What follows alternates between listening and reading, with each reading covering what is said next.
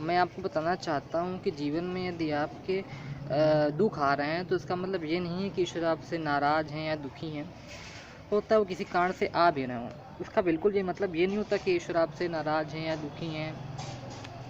हम अगर इसके लिए महाभारत के प्रसंग को देखें, महाभारत को देखें तो हम इसका अंदाज़ा लगा सकते हैं, क्योंकि जो हमें पांडव और कौरवों की कथा मिलती है तो उसमें पांडवों की ज़िंदगी में काफ़ी दुख आ रहे थे। जीवन भर उन्होंने कहीं ना कहीं दुख ही झेले, कहीं ना कहीं, और अंत समय में तब जाके कहीं उनको महाभारत युद्ध हुआ और राज्य मिला।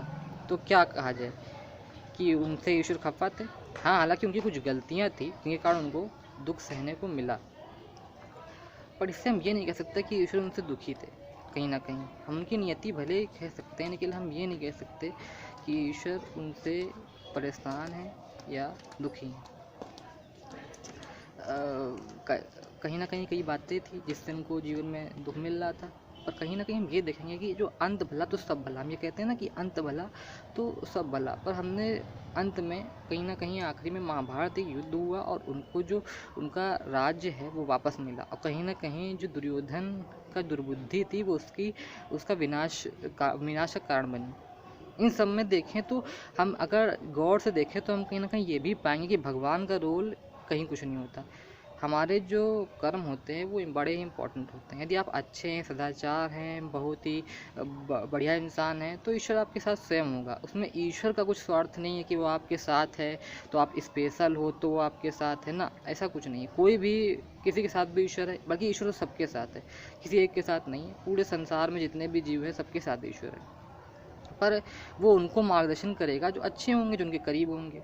जो उनसे दूर भागेंगे, उन बैर रखेंगे लोगों के प्रति, समाज के प्रति, ईश्वर के प्रति, तो सिंपल सी बात है, उसे ईश्वर की आवाज़ सुनाई नहीं पड़ेगी। ये स्वाभाविक सी बात है। इसमें ईश्वर का कुछ वो नहीं है कि ईश्वर की पर्टिकुलर इंसान से ज़्यादा चाहते हैं, ऐसा कुछ हमको नहीं मानना चाहिए। वो अच्छे थे, सदाचारी थे, एक बढ़िया इंसान थे, तो कहीं ना कहीं इसलिए उनके जीवन में कष्ट तो आए, लेकिन अंत में क्या हुआ, उनको राज्य मिला और एक सुख संपदा भरा जीवन मिला। दुर्योधन की दुर्बुद्धि के कारण जो उसका अंत हुआ बहुत ही बुरा हुआ, हम ये देखते हैं। कहीं ना कहीं दुर्योधन की जो अंत का कारण बना वो उसकी दुर्बुद्धि बनी। तो हम ये कहीं ना कहीं ये बात जो है मुझे लगता है सबसे बड़ी और इम्पॉर्टेंट चीज़ है महाभारत से सीखने वाली।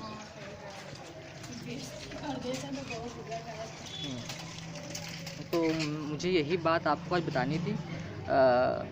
थोड़ा सा मैं डिस्टर्ब लग रहा हूँ चूँकि सड़क पे बैठा हूँ, थोड़ा सा आस-पास लोग आ रहे हैं। यही बात मुझे इम्पोर्टेंट लगती है। अब लोग अगर ये कहें कि कृष्ण को अर्जुन प्रिय थे, तो ऐसा कुछ नहीं है।